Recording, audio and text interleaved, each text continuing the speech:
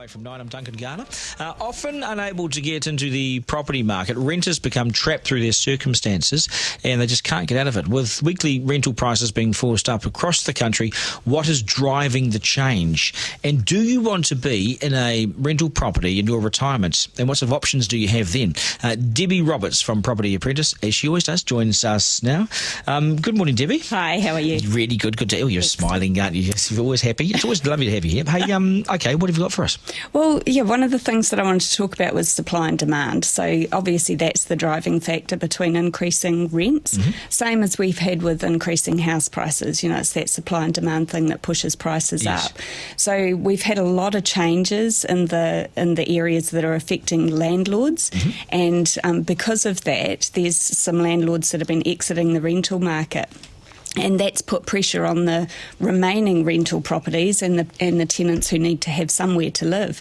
And every time there's some regulatory move, which might make a place safer or warmer or drier or whatever, there's a cost to that. So if it's costing the landlord some money, then they will pass it on to the tenant. Oh, see, now, if only it was that easy. That sounds terrible. I didn't mean it to sound like that. There's a meanie, who's got the end?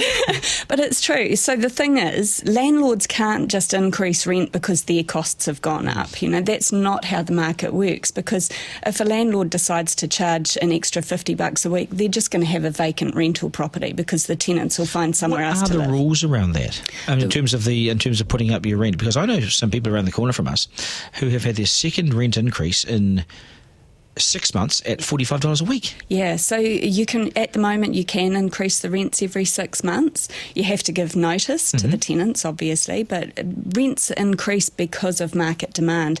And so, you know, one of the things that we're finding is that a lot of these regulatory changes are a good thing because we're getting rid of all of those slumlords and the landlords that are awful. It's forcing these landlords who are quite frankly scumbags, absolutely, to do something. Yes, absolutely. So this is what, it is a good thing. There are a lot of changes which I think are really good, because although there are some bad landlords, there's also plenty of good ones, and I think they get a bad rap, don't they? Because there are good ones. Mark's a good one. Very nice. Yeah, but I want to know, if you want to be a landlord, where is the demand? Is it for apartments, townhouses, actual houses? It'll depend on whereabouts you're investing, because it's different right across the country.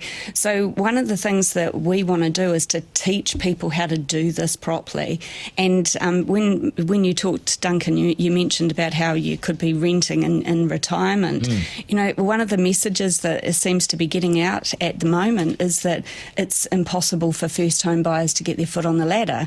It's too hard. The young generation are never going to be able to afford to buy their own home. And I think that's a really dangerous message. Because expectation's the issue, isn't it? Expectations, yeah. So if people think they're never going to be able to do it, they're not even going to try. And if you don't try, you are going to be renting I fear for teenagers now, because they're being told, it's too hard. Yep, and it's always been hard. But you can invest in other things too, though. Yes, you can. And all you need, at the risk of simplifying it, but all you need is a plan. If you don't think you're ever going to be able to do it, you're not going to try. But if you've got a plan in place and you start working towards that, you will get there. And I got told yesterday someone bought a house in Takapuna, nice sort of 3-bedroom house for $800,000. Yep. I thought that was impossible. We've got a client who's just bought a home and income in north of Auckland. No, it's still within Auckland. I just can't think of the suburb off the top of my head, being on live TV. But they've bought a home and income for $650,000. Mahurangi or something further up, is it? Wellsford. There we go. We're right. Yep. Yeah, so still within Auckland. Home of the main drag. There we go. That's a home and income. So they've got a home and a rental property in one fell swoop. Smarter than us. $650K. Nice to see you. Always good to see you. Smiling away. Up next, SPCA celebrates